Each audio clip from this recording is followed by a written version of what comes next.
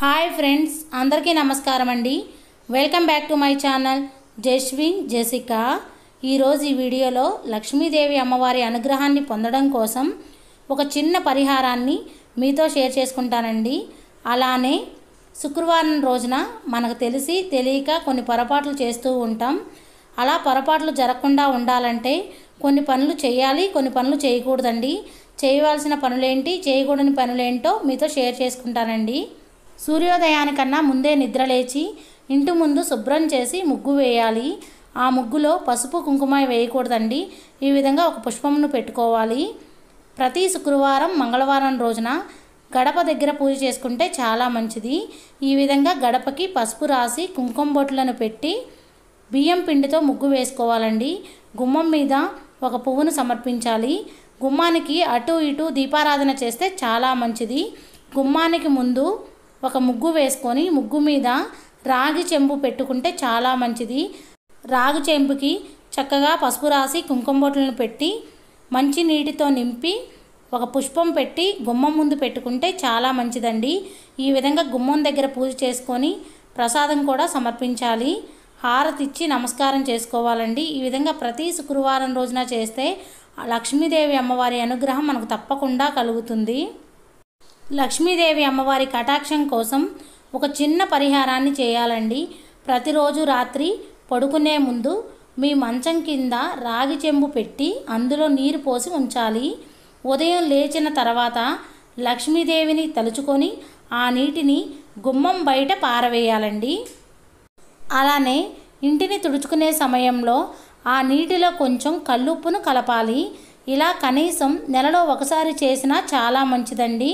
కల్లుప్పు వేయడం వల్ల మన ఇంట్లో ఉన్న నెగిటివ్ ఎనర్జీ మొత్తం పోయి పాజిటివ్ ఎనర్జీ వస్తుంది. అలాగే బయట ఎక్కడైనా చీమలకు, నల్ల చీమలు కానీ తెల్ల చీమలు కానీ కనిపిస్తే వాటికి పంచదార కానీ బియ్యం పిండి కానీ చల్లితే చాలా మంచిది. గ్రామదేవతకి నెలలో ఒక్కసారైనా పూజ చేసుకోవాలండి. అలాగే గ్రామదేవత దర్శనం చేసుకోవాలి. తప్పకుండా ప్రతి నెలలో ఒక్కసారైనా దర్శనం చేసుకోవాలి. ఇంటిలో నీరు ఎక్కడా కూడా చుక్క పడకుండా లేదా కారకుండా చూసుకోవాలి. మన ఇంట్లో నీటిని ఎప్పుడూ కూడా వేస్ట్ చేయకూడదండి.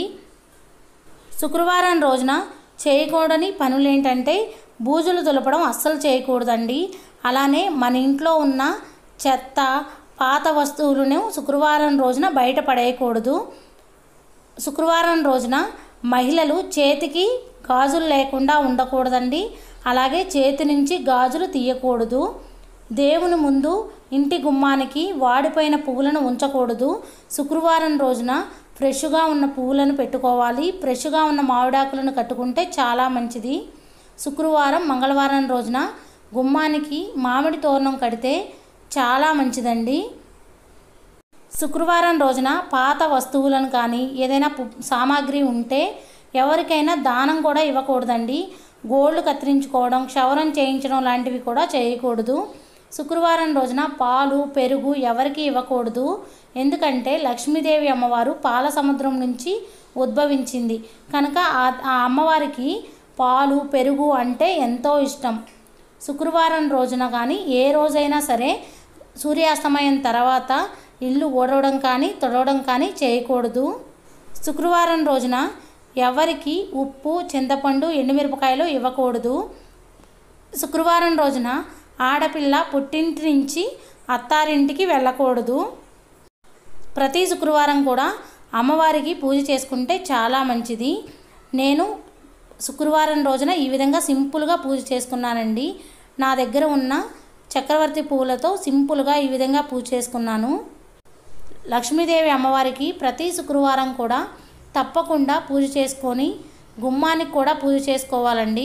శుక్రవారం రోజున లక్ష్మీదేవి అమ్మవారికి అష్టోత్తరం చదువుకొని పూజ చేసుకుంటే చాలా మంచిది. శుక్రవారం రోజున శ్రీమాత్రే నమః అనే మంత్రాన్ని 21 సార్లు జపిస్తే ఆ లక్ష్మీదేవి అనుగ్రహం మనకు తప్పకుండా కలుగుతుంది. మనం పూజను ఎప్పుడూ కూడా ఎంత ఆడంబరంగా చేసామని కాదండి, మనం ఎంత భక్తి శ్రద్ధలతో చేసామనేదే ముఖ్యం. స్త్రీలు ఎప్పుడూ కూడా శుక్రవారం రోజున కన్నీరు పెట్టుకోకూడదు. మన ఇంట్లో ఎప్పుడూ ఆనందంగా, సంతోషంగా ఉంటే ఆ ఇంట్లోకి లక్ష్మీదేవి ఆనందంగా ప్రవేశిస్తుంది. మనం అమ్మవారికి పూజ చేసుకుంటాం కదండి, తర్వాత ధూపం వేస్తాం కదా, ఆ ధూపాన్ని ఇల్లంతా చూపించి ఇంటి బయట కూడా చూపించాలి. ఈ విధంగా చేయటం వల్ల ఎలాంటి దుష్ట శక్తులు మన ఇంట్లోకి రాకుండా ఉంటాయి. మన ఇంట్లో ఉన్న నెగిటివ్ ఎనర్జీ మొత్తం పోతుంది. ప్రతి శుక్రవారం రోజున లక్ష్మీదేవి అమ్మవారిని పూజిస్తే ఎప్పటికీ తరగని అష్ట ఐశ్వర్యాలు చేకూరుతాయి. ఆ అమ్మవారి దయ వలన మనం జీవితాంతం ధనధాన్యాలకు సిరి సంపదలకు లోటు లేకుండా ఉంటాం. హ్యాపీగా ఆనందంగా సంతోషంగా ఉంటాం. మంచి ఆరోగ్యంతో ఉంటాం.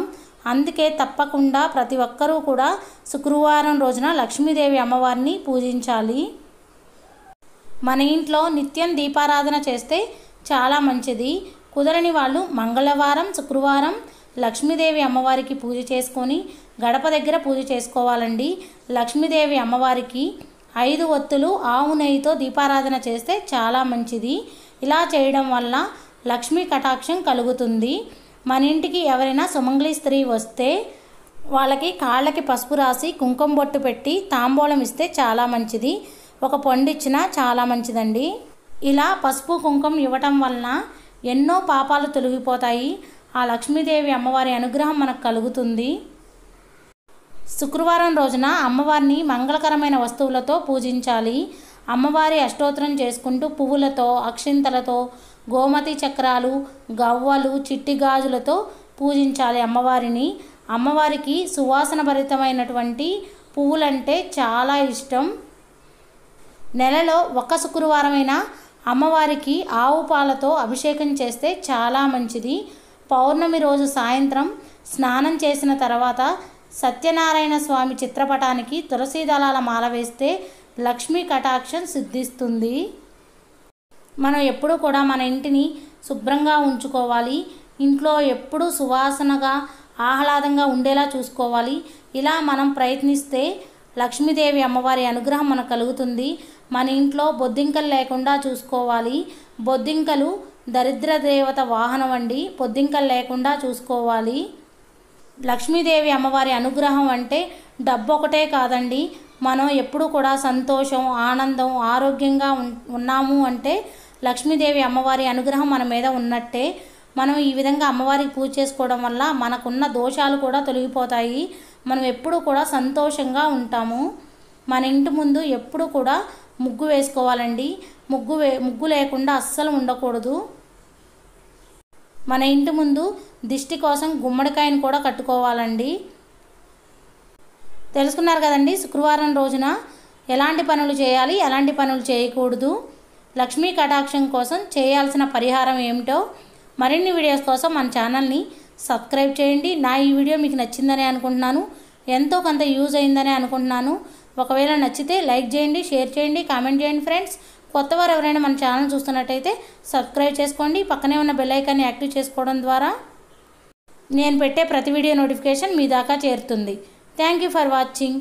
బాయ్ అండి.